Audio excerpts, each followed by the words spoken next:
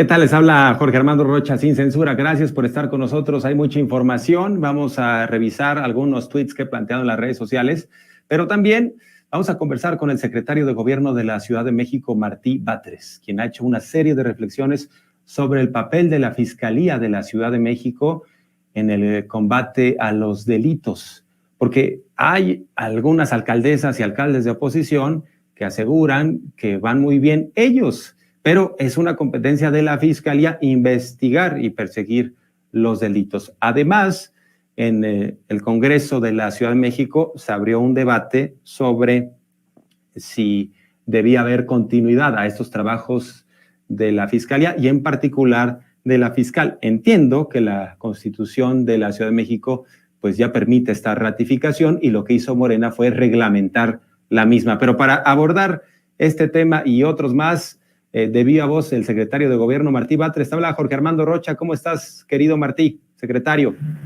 ¿Cómo estás, Jorge Armando? ¿Sí me escuchas? ¿Sí me ves? ¿Sí?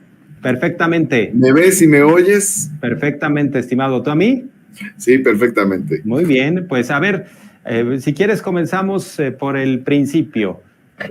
Entiendo que la Constitución de la Ciudad de México permite la ratificación de la fiscal y lo que hizo hace unos días el grupo mayoritario de Morena fue reglamentar lo que ya plantea la Constitución y lo que abre la puerta a que Ernestina Godoy pueda permanecer en el cargo, que además lo ha hecho bastante bien. ¿Cómo está la cosa, Martí? Bueno, en efecto, como tú lo señalas, esta es una aclaración muy importante y muy pertinente. La ratificación no es una nueva discusión. Hemos escuchado cosas que, pues, la verdad son insensatas. Se ha llegado a decir que se aprobó en el Congreso la ley Godoy, por ejemplo. No es cierto. No se aprobó una reforma para establecer la posibilidad de la ratificación. Eso ya está previsto en la Constitución de la Ciudad de México.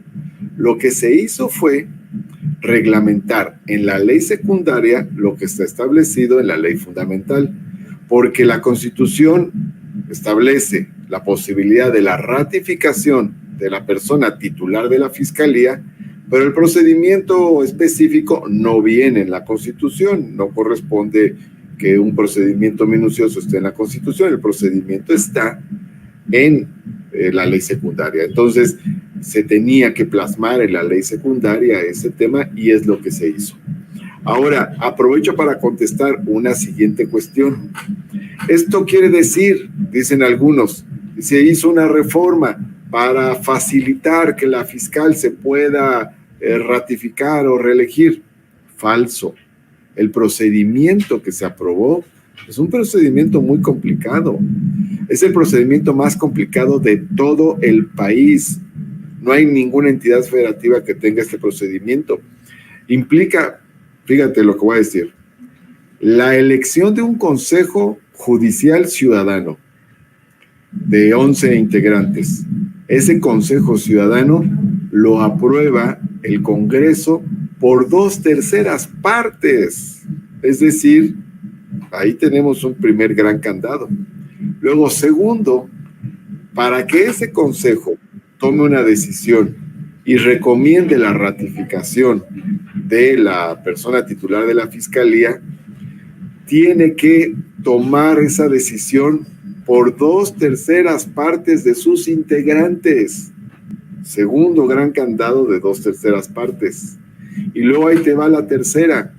Si acaso ese consejo recomienda o propone la ratificación de la persona titular de la Fiscalía, esta ratificación tendría que ser aprobada por 2/3 partes del Congreso. Estamos hablando de 3 mayorías calificadas. La conformación de un órgano ciudadano, que es el que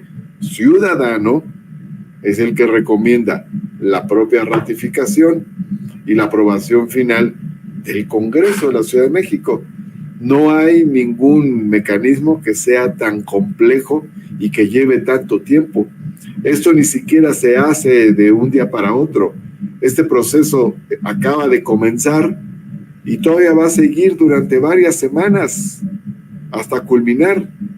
Eso quiere decir que no se hizo una reforma para facilitarle la ratificación a la fiscal Ernestina Godoy y que no se aprobó ninguna ley Godoy.